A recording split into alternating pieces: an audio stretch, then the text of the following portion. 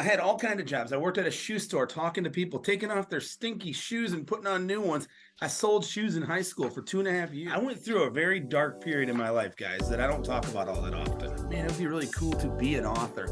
But my fear was the fear of rejection, the fear of like my peers being like, you're writing a book, I know what you're like when you're not on a podcast. And you find out it's real hard to serve two masters.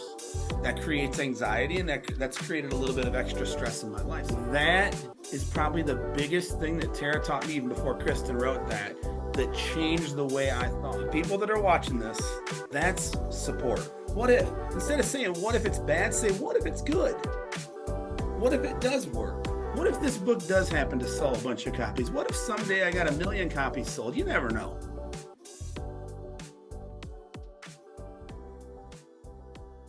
Jason, welcome to the Book Thinkers Life Changing Books podcast. We're so excited to talk to you about your book and talk to you a little bit about you. I'd love to kick off the podcast with going back in time, and you're fresh out of high school. You don't have any plans for college, but instead you decide to take a sales job where you would end up becoming the #1 salesperson at the age of 18. Number one, why did you decide to take a sales job instead of pursuing college? And why were your parents so supportive of you taking this job? Okay, cool. Well, my dad was in the business that I was getting into. So I'll just start back to when I was like 8, 9, 10, 11 years old, right? My dad had this car that was kind of loud. So when he would get home, I could hear the car coming from about a half block away. It wasn't a clunk or anything. It just had like a powerful engine. You could hear it. I would run upstairs, look out the front window, and watch my dad get out of his car, because he was like an in-home salesperson, right? So he went into people's houses selling high-quality fire protection, and that's what I still do to this day, right? So at any rate, I'd run up to that window and look out the window and see if my dad had any empty boxes to throw away. Because if there were empty boxes in the back, I knew that I got to go downstairs and have a conversation with him about how his sales day went. If there were no empty boxes, Luke, I was not going to talk to him about the business that day. I just was intrigued with what he did. I loved that he always liked what he did. And they encouraged me to go to college. Don't get me wrong. They really did. My sister went to college and graduated. My brother started college, didn't graduate. My twin and I, neither one of us even started college. In the intro to my book, I write about this. You probably remember this. I told my parents it'd be a waste of my time and your money if I went to college. And so I just said, I really did. I had to ask them, would you allow me to join your company and see how I do? And we'll take it from there. I'm not opposed to a higher education at all. But what I ended up doing, guys, is I ended up getting the best education I could have ever gotten. Thousands and thousands of hours of guys like Zig Ziglar, Grant Cardone. I mean, Brian Tracy. I've just listened to thousands of hours of those guys. I have a PhD, but I just have it in sales. Yeah, I love that.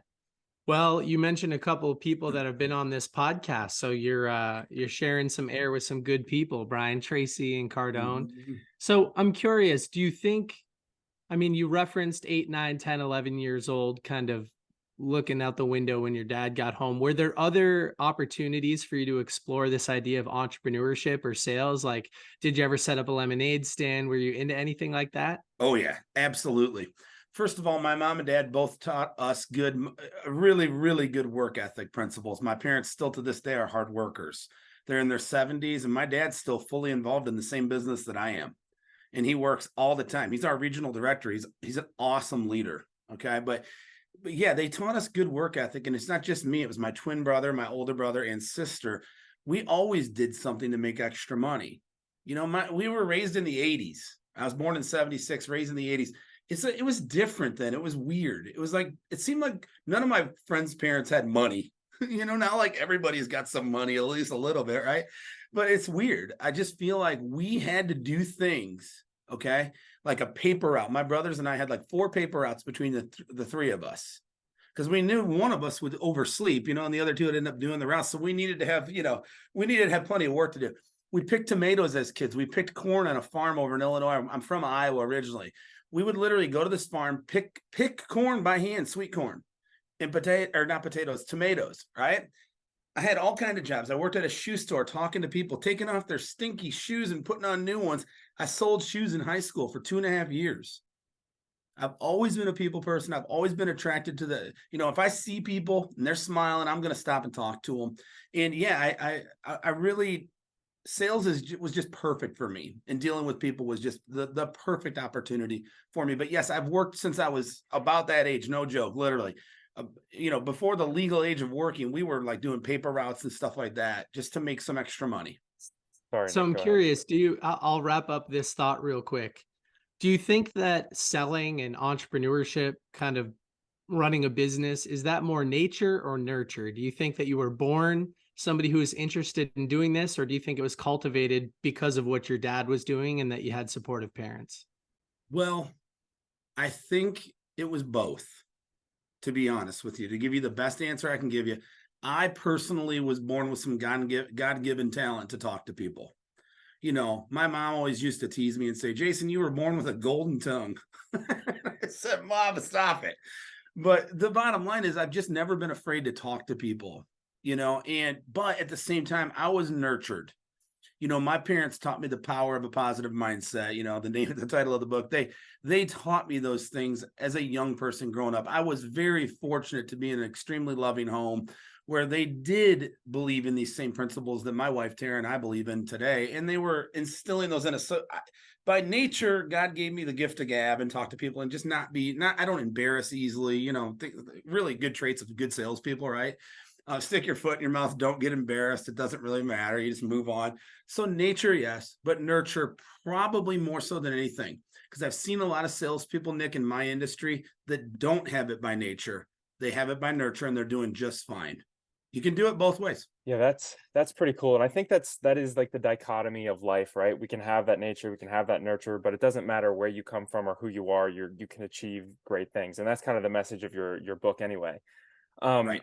I'd love to, did you, working from such a young age, I actually worked from a young age too. I grew up in an entrepreneurship like home and everything else, Yep. but there was a lot of my life that I had a very negative view of work. And I look back and I'm very thankful for it now. But there was a lot of my life that I was like, oh, I hate this. I never want to have to do this again. Like, by the time I felt like I always tell people by the time I was 13, I felt like I was burnt out on work already. But Yeah. did you ever have a negative mindset around all that hard work that you were putting in? Or was it always just like you knew what you had to do and like you were good with it? What was your headspace at that time? I personally was always good with it. But once again, I was taught to set goals, to have deadlines on those goals. I constantly had something I was shooting for. Now, when I would get quote unquote maybe burnt out, maybe a term that you're sort of alluding to, believe me, I've probably been burnt out in 28 years of sales about 28 times.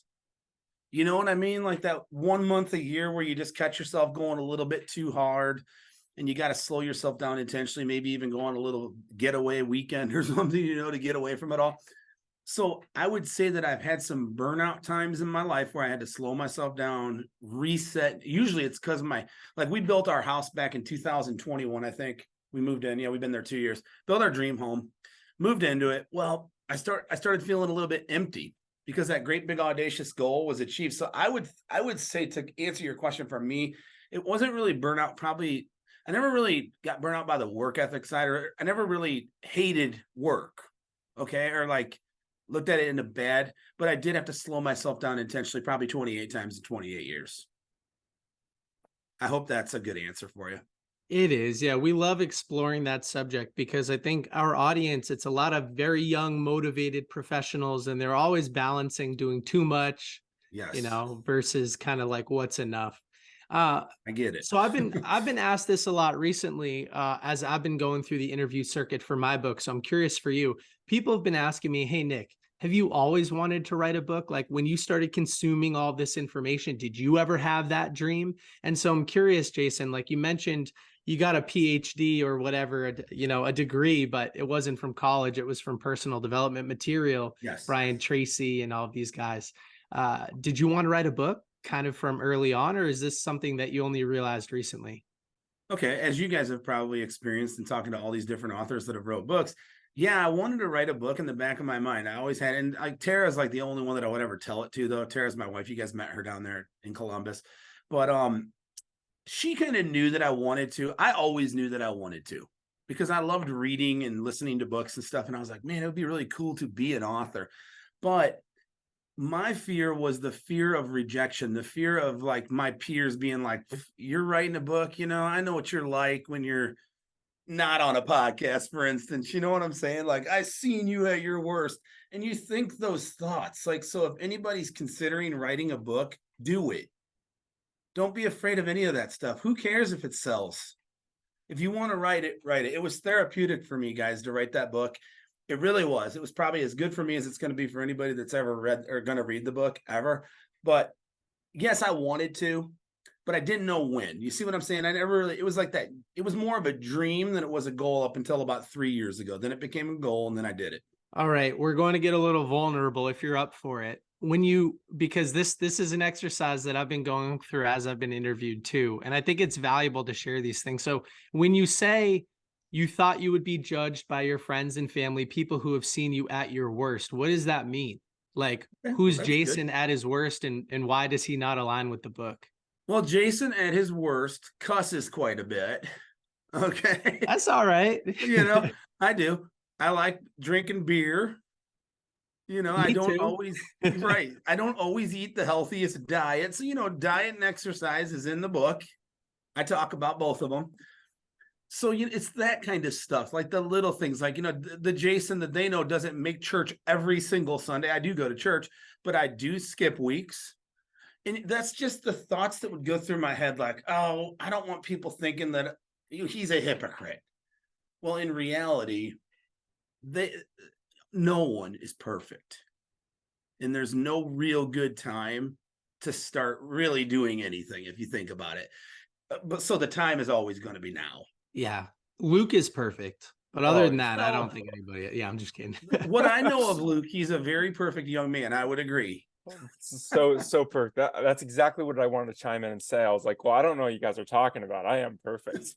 I love it. Oh, no, it's actually really interesting. I'm going to be performing a poem this coming Saturday at an Nice. event in Ohio, which is really cool. But it's actually about this exact subject, which is that fight inside of your head, which is, who am I to do this thing? But I want to do this thing. Am I the best? Am I the worst? Like this dichotomy that we just manage in our minds constantly. And I do think it's just that part of being human, like you're getting very vulnerable by sharing something like through your book. You're getting very vulnerable and saying, hey, I know these things really, really work. And still, I'm not perfect. I'm still working on these things every day. And I think that's really cool that people can show up and do that. So what is, we're talking a little bit about struggles, but what is one or two things that you feel like you have really struggled with and like continue to struggle with that you're maybe have a hard time overcoming entirely, but like, what's one or two things that are like that for you? Okay. That's an easy one for me. Anxiety is one big one. And the second really big one is stress management.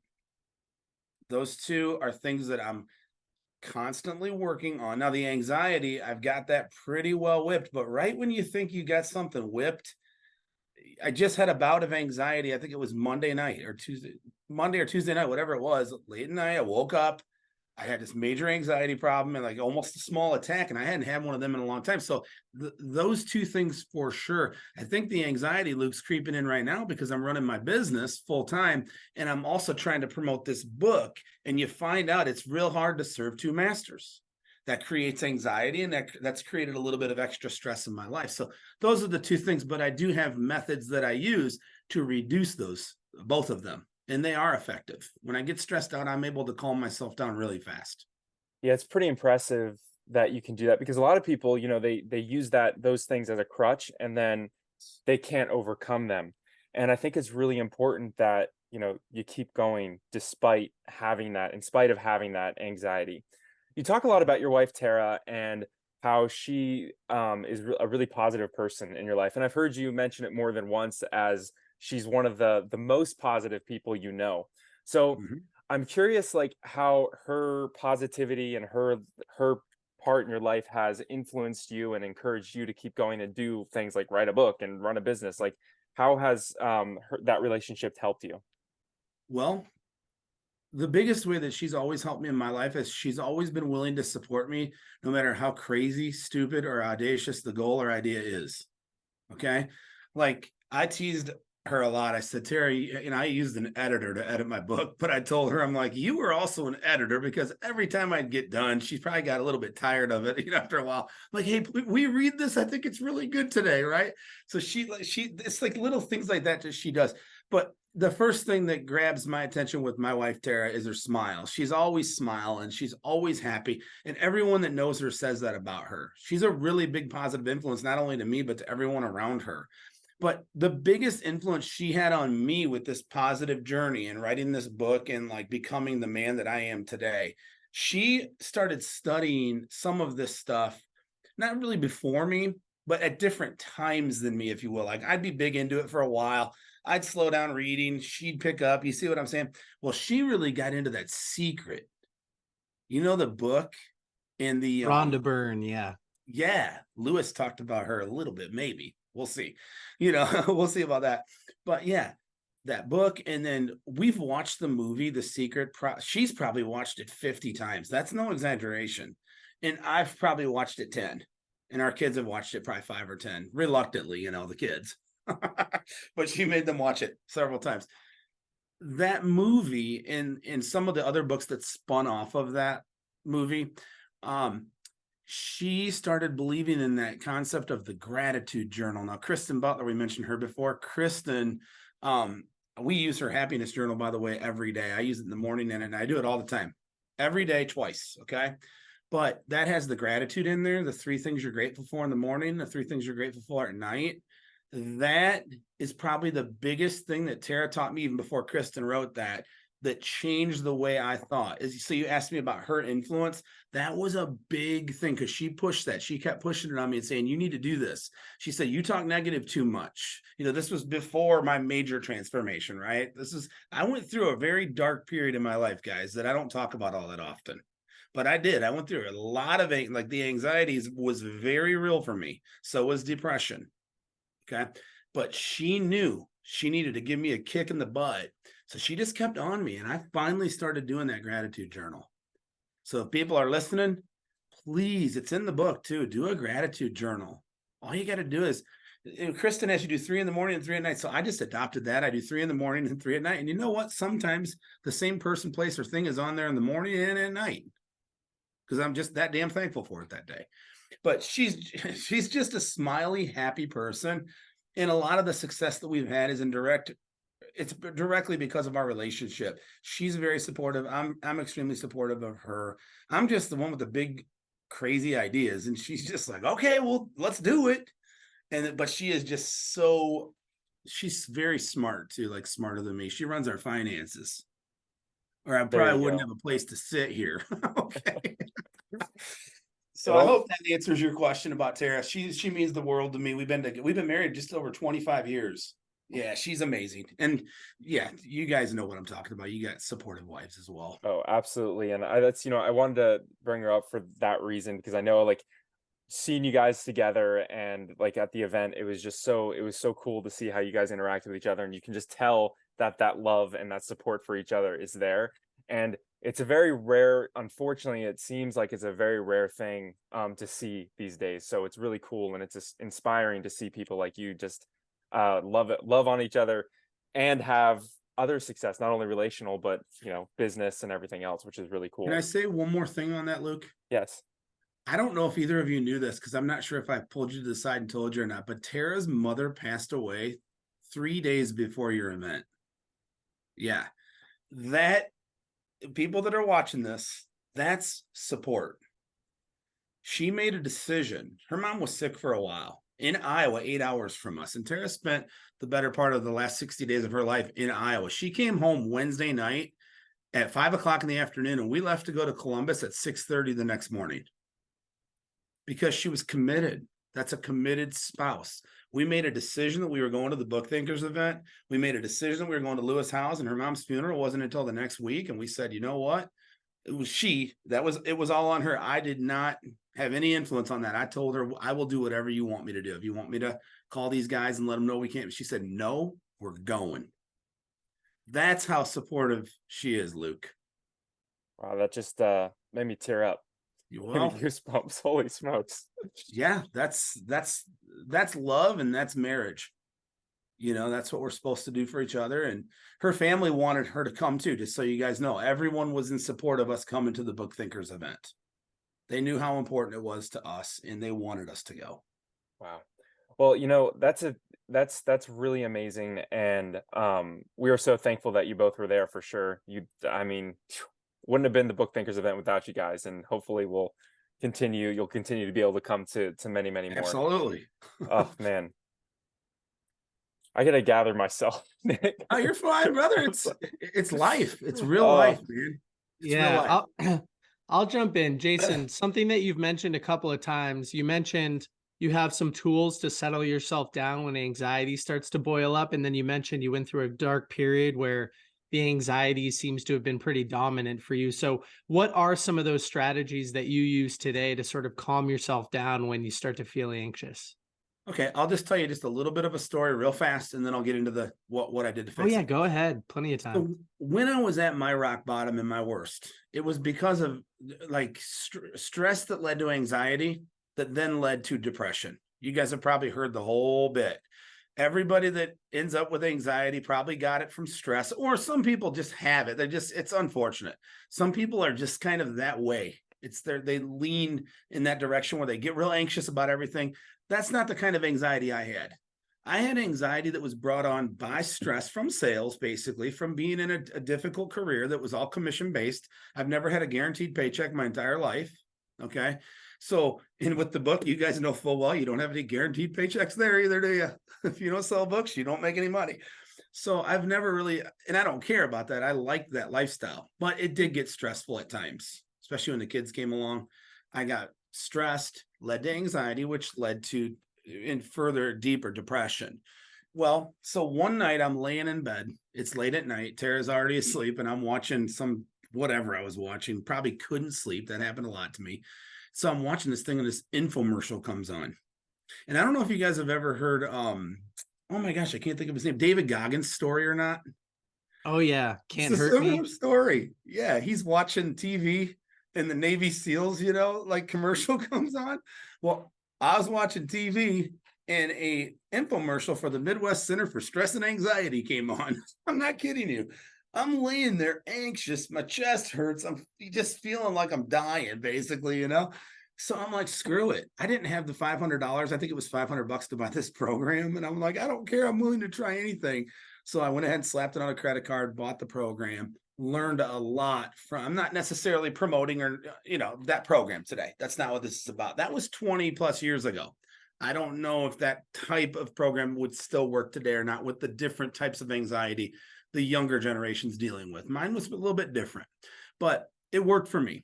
So to answer your question now directly, the story behind how I got that way and how I got out of it was mindset. Period. Plain and simple. I probably will write a book one day titled How I Overcame Anxiety and Depression with No Medication. Because I do think that's a message the world needs to hear too, because I did do it with literally no medication, none. The only medication I had is a daily dose of breathing exercises. So to answer your question, lots of breathing exercises. Breathing in deeply, 3, 4, 5 seconds, and then exhale through your nose and then exhaling through your mouth. That really does slow your brain down. It calms your system down. The reason anxiety is so bad is I've learned it. I've studied it. It's because your body goes into like the same reaction. You're just sitting there. There's nothing going on, right? But your body thinks you're dying. Your brain, you're not your body, your brain. So it gives you this drowning, or, you're fighting for your life, but you're sitting there and you don't have anything to do with the energy. That's anxiety. And it really screws your system up. So you have to find ways. In the book, I talk about changing the channel. You have to find ways when your thoughts, and I do talk about what if thinking in the book. So these are some exercises I use. So when what if thinking starts to enter my mind, still to this day, Nick, and it does enter my mind. I start thinking, well, what if the book thinkers guys are a bunch of jerks when I get there? I'm just teasing you. But like little things like that, not necessarily that thought, but what if they're uppity? What if they don't accept me and Tara when we go down there? That was a little nerve-wracking, right? That's one good example. But instead of that, we said, what if they're the greatest people in the world? Which you were. What if they're awesome? What if we have what if the Lewis House event, we don't even like it, and we don't even decide to go back for day 2? We'll have a great weekend in Columbus, right? What if, instead of saying, what if it's bad, say, what if it's good? What if it does work? What if this book does happen to sell a bunch of copies? What if someday I got 1 million copies sold? You never know. So the what if thinking was huge for me. I always went negative with my what if thinking back then. Now I go positive. I do breathing exercises, and I take care of my mindset first and foremost every single day throughout the day. And so I would love to, you talk a little bit about your different habits in the book, but maybe you can tell us a little bit about your morning habits, your morning routines. I would love to learn a little bit about how you start your day. And I nerd out on this subject. I know. What's that? Oh, I was saying I nerd out on this subject. Like I love morning routines, evening routines. I love these. So this right here, it doesn't matter to me what brand you use. This one's a Tim Hortons coffee from Canada, right? We have Tim Hortons here, the Dunkin' Donuts, Starbucks, we got them all. I don't really care what brand it is, but I love coffee in the morning. So one of the first things I do at my house is I get a cup of coffee brewing. I like the smell of it. It makes me happy. It makes me feel good. But before I even do that, I wake up and I get out of bed. I usually will say just a little prayer, like, thank you, God, for another day before my feet hit the ground. I do get on Facebook, believe it or not, but I don't scroll. Yeah, I get on there because I have more of a following on Facebook right now than I do on Instagram, believe it or not. I'm working on the Instagram. It's getting better. But I go on Facebook and I put a question out there for the community that follows me. Whatever the question might be, like one positive habit that you do each day. Well, it makes me think, what's one positive habit that I want to do today? So I pose a question every single morning before I even get out of bed. I do that real quick. Then when I'm brushing my teeth, I listen to The Power of a Positive Mindset on Audible every day. Ever since it's been written, ever since the Audible was done, I listen to it over and over again until I'm done brushing my teeth and getting ready. I just listen to one day and I just keep repeating it. I want to get as much positivity into that head before I leave that bathroom, right? Then I go out and I'm very, very ritualistic in the morning, you guys. I grab a banana. That's when I do my coffee.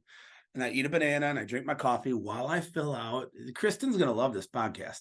While I fill out Kristen's happiness journal after I've already read this book. And then a lot of times I'll pop on some music while I do that, something chill, some country music or some contemporary. I like contemporary Christian music. It's just uplifting and it's fun to listen to for me. So I'll turn some of that on, listen to a little bit of music. And then Tara's usually sitting on the couch. I'm at the table and we just have a conversation. I love on my dogs. We have 2 dogs that we love. I do that every day. All those things. I always walk over to our little puppy. She's 1.5 years. I grab a hold of her. I love on her for a little bit. It just makes me feel good. Those little fur babies, right? If you don't have any, you should get some. They make me happy. So I make them a part of my morning. But the biggest things that people could take away from what I'm doing is reading or listening to a book, positive one though. I mean, I wouldn't recommend getting into something too deep in the morning, not that early, at least not when you first wake up. Listen to something that's just going to jolt your brain a bit. It doesn't have to be this one, but it could be. I do that one because it's written in a daily format. So I'm doing a group right now, a 90-day group with a bunch of friends of mine, and we're just going through the book. We're on day 32 right now. So that's what I'm doing. I'm just listening to that so I can get that knocked out. But that happiness journal is huge. Then Tara bought me this book. It's The Power of a Praying Husband. So I pray for her out of that book right after I'm done with Chris. It's like very ritualistic, you guys. It's kind of boring. Oh, I'm the same way. So I think this audience is primed for exactly what you're talking about. Okay, good. And that's the kind of stuff that I do. And at that point, by the time I go out, I'm already ready for the day. Just so you know, like before I drink my coffee, I'm ready to go. I got that from my dad. He never left his bedroom ever. Still to this day, he never leaves his bedroom in the morning without being fully dressed, teeth brushed, hair done, showered, everything. I'm the same way. So I do a lot of stuff in the bathroom, like listening to music. And it's not just this book. I listen to other stuff too. I'm just listening to something. Okay. Then I go out and do the written stuff. And her journal she promotes it as a 3-minute. It's 3 minutes. That's all it takes. And guys, I filled the whole thing out. I even filled the notes section out. It only takes 3 minutes. And what are these things I want to get accomplished today? Like 3 to 4 things. And I write them down. And then Every damn day I get those things done.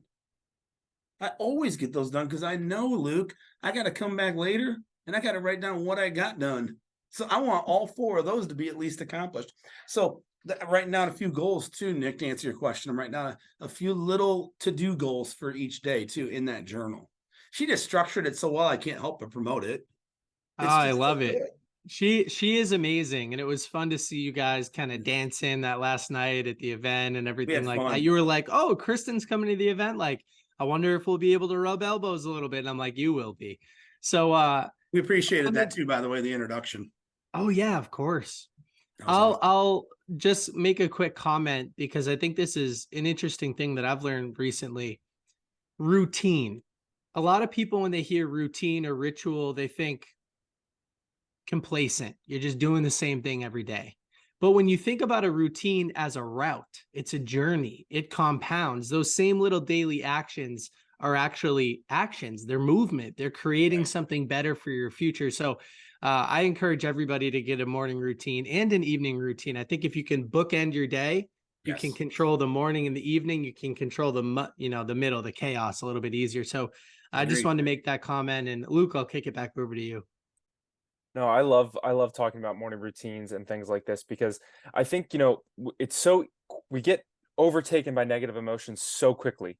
You walk Mhm. outside, you get in your car, somebody cuts you off. Like it's so quick to where we can just fall back into that negativity. But if you strengthen this thing, the thing between the ears, every single morning, every single evening, that does compound in a positive direction. And even Yes. like I know like I've done a lot of that kind of work over the last 3 to 5 years, and it's insane how much better I am now than I was 3 to 5 years ago. Just in my headspace, like waking up, I'm like waking up and not dreading the day. It's like I'm actually ready for it. And I'm like, okay, there's gonna be negative. There's gonna be somebody that's gonna hurt me. There's gonna be an email that I have to answer that's negative, whatever. But There is. if Yeah. you can work on this thing between your ears, like it works wonders. So I appreciate you sharing that. I want to also talk about, I had this quote that from you that I wanted to read, which is, to me, a life without dreams would be taking a trip without knowing where you're going and where you will end up.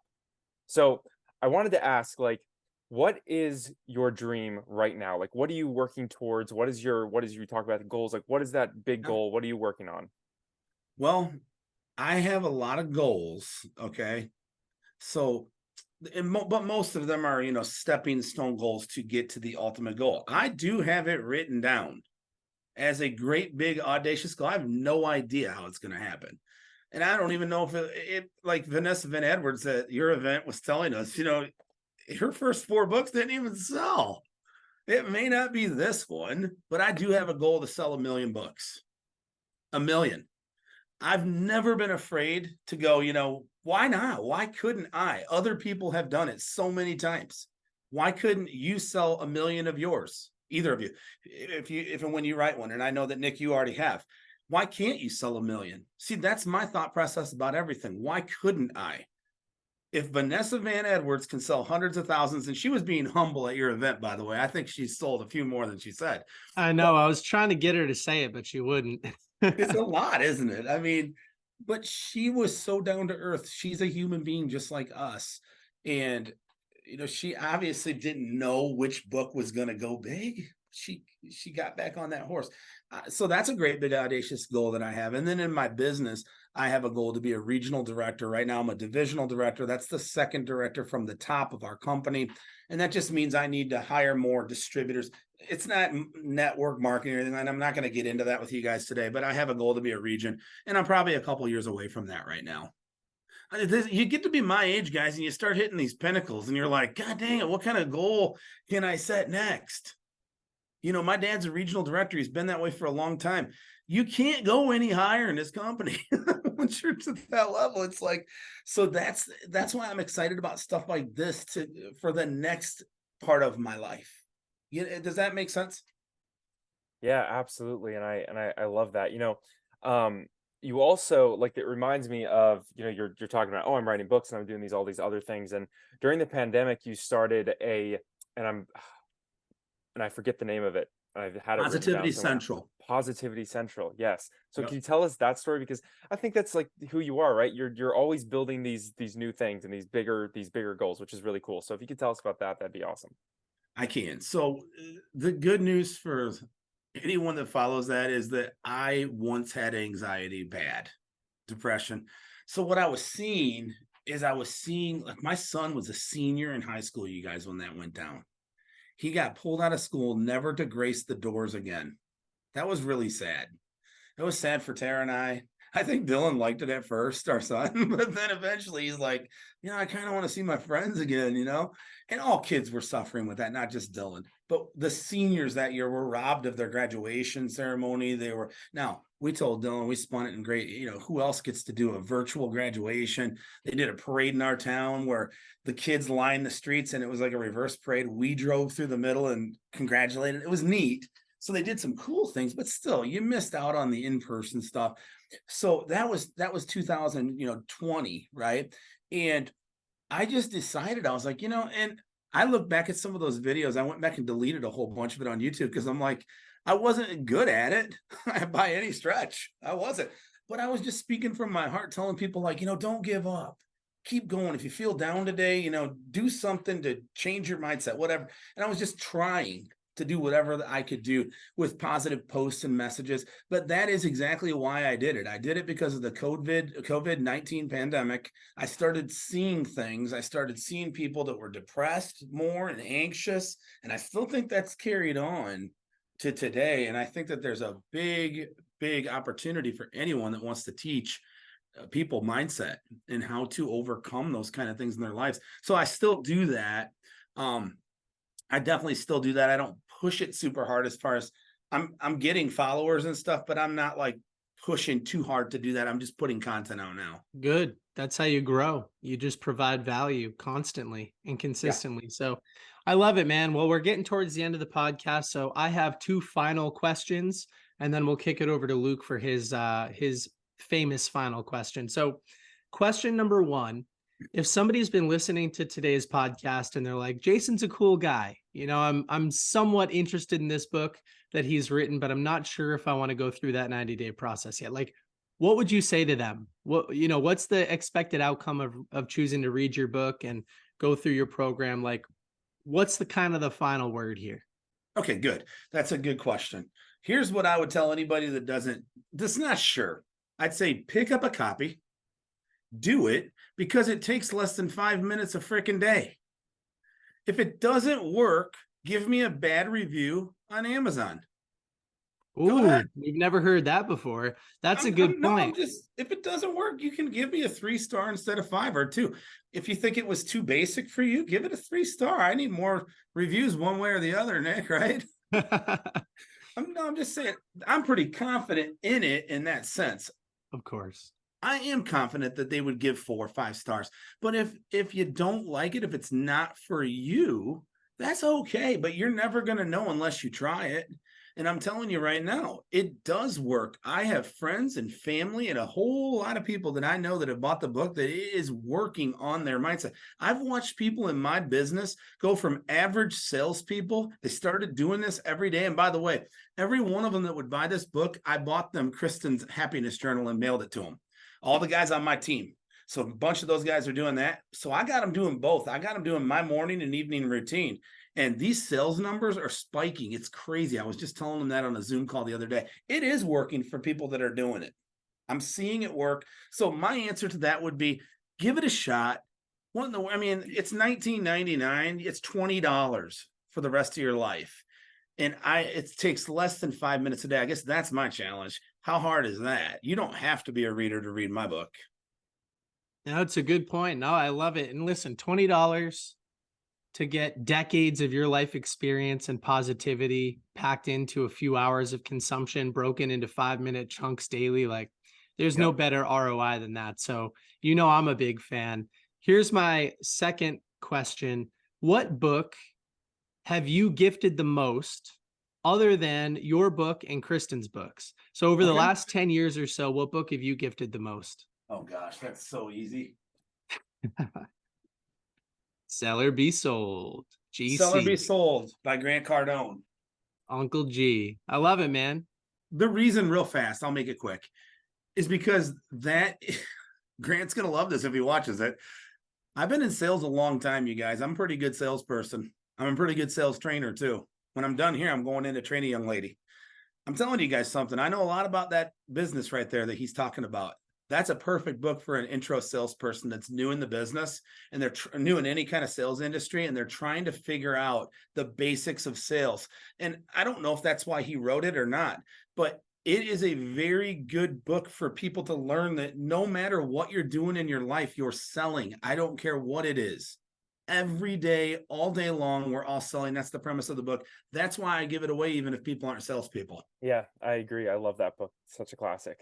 I think I got about 6, 7, 8 copies right there behind me. That's Well, so we've great. interviewed Kristen and we've interviewed Grant a couple of times on this show. So, like I said before, you're in good company, man. I love it. I know. I think that's awesome too. Some of the people that you guys have had on here are really fascinating.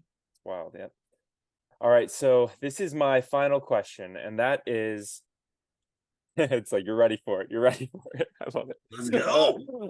You pass away, and all the information that you've put out, the books, the courses, everything that you've put out disappears, but you can leave the world with a single piece of advice. What would it be? That is so easy for me, boys. If you're writing notes today, write this down. It's very hard to remember. We become what we think about, period. So good. So good. And it's like it's so simple too, but man, is. it's like we need to hear it every single day. Like you're doing your morning routines, reinforce it every single day. All right. Yep. So last question, which is for those in our audience who want to find out more about you, where can they go and what can they do? Thank you very much for that opportunity. They can go to jasonwolbersmotivation.com. They can go to Facebook, Jason Wolbers Motivation, Instagram, Jason Wolbers Motivation. Okay. LinkedIn, Jason Wolbers Motivation. And I think that one has a tag of the power of a positive mindset on there as well. Okay. They can Google the power of a positive mindset. They can Google my name and this book comes up immediately, but you can only buy the book for right now on Amazon. I did self-publish it. You can only buy the book on Amazon. So if you're looking to buy it, go to Amazon. That's where you'd find it. Fantastic. Well, thank you so much for coming on our podcast. We have thoroughly enjoyed this conversation. We've learned a lot from you. Can't wait to share this with our audience. And I'll make sure I link all that stuff in the show notes below. Sounds good. Thanks, guys. Appreciate both of you.